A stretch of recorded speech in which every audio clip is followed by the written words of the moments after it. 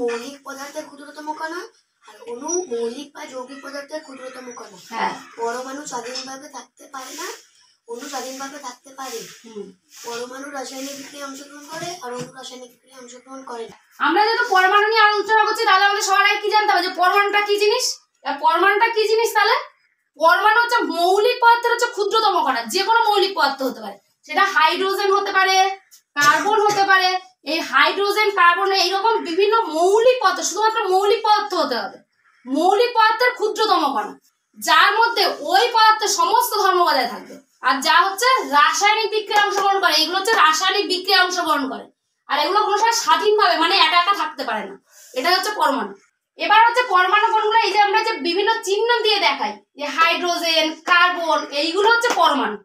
আর এই পরমাণুর মধ্যে আরেকটা কি টার্ম দেখছি আমরা, অণু। এই অণুগুলো আবার কোনগুলো দেখ, যদি এইচ এর পাশে মানে হাইড্রোজেনের পাশে 2 দিয়ে দিই, কার্বনের পাশে 2 দিয়ে দিই বা 3, 4 এরকম করে যে সংখ্যাগুলো পাশে থাকবে সেগুলো হচ্ছে অণু।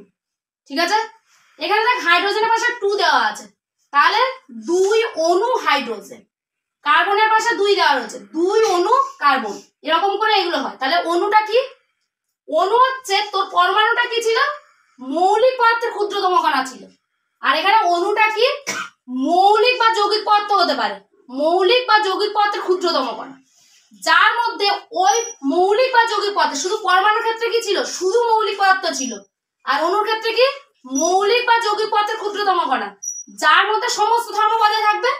আর এই পরমাণুটা কি রাসায়নিক বিক্রিয়ায় অংশগ্রহণ করছিল, কিন্তু এই অণু রাসায়নিক বিক্রিয়ায় অংশগ্রহণ করবে না। আর একটা পার্থক্য দেখ, পরমাণু কি স্বাধীনভাবে থাকতে পারে না, থাকতে পারে না, থাকতে পারে না, আর অণু স্বাধীনভাবে থাকতে পারে। তাহলে বুঝতে পেরেছিস পার্থক্যটা কি? তাহলে ক্লিয়ার পার্থক্যটা বলতে পারবি? পরমাণু মৌলিক পদার্থের ক্ষুদ্রতম কণা আর অণু মৌলিক বা যৌগিক পদার্থের ক্ষুদ্রতম কণা। হ্যাঁ, পরমাণু স্বাধীনভাবে থাকতে পারে না, অণু স্বাধীনভাবে থাকতে পারে। পরমাণু রাসায়নিক বিক্রিয়ায় অংশগ্রহণ করে আর অণু রাসায়নিক বিক্রিয়ায় অংশগ্রহণ করে না। তাহলে বুঝতে পেরেছিস সবাই যে পরমাণু আর অণুর মধ্যে পার্থক্যটা কি?